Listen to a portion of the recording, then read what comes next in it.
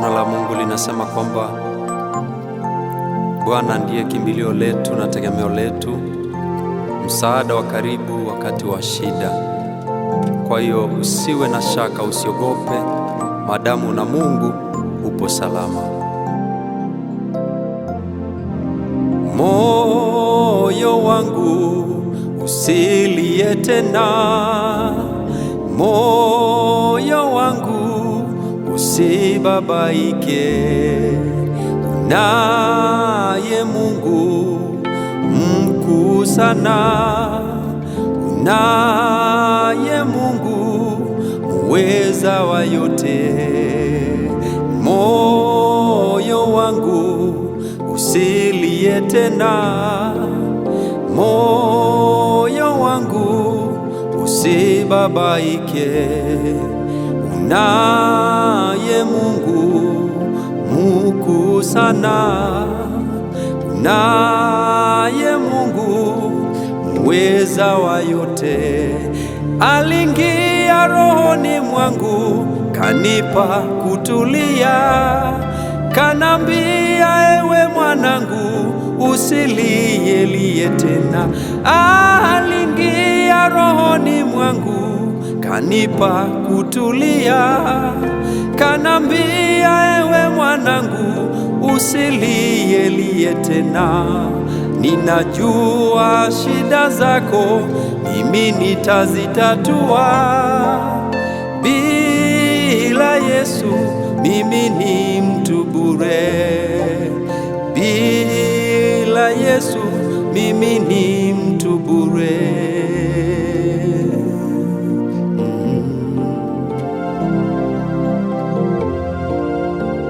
Kati giza Yesu mwanga wangu, kati huzuni Yesu ni mfariji, kati vita Yesu mwamba wangu, katika njaa Yesu mkate wa uzima, kati vita Yesu mwamba wangu, kati huzuni Yesu ni mfariji.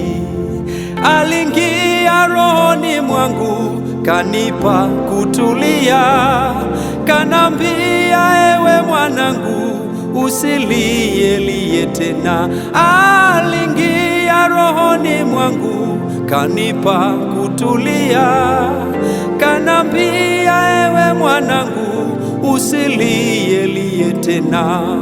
Ninajua shida zako, mimi nitazitatua.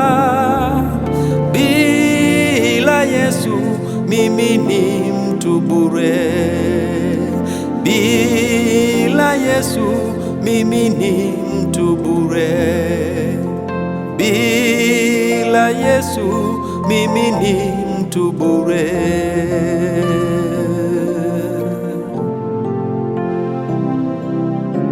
Inawezekana kuna shida ambazo unapitia kipindi na majira kama haya.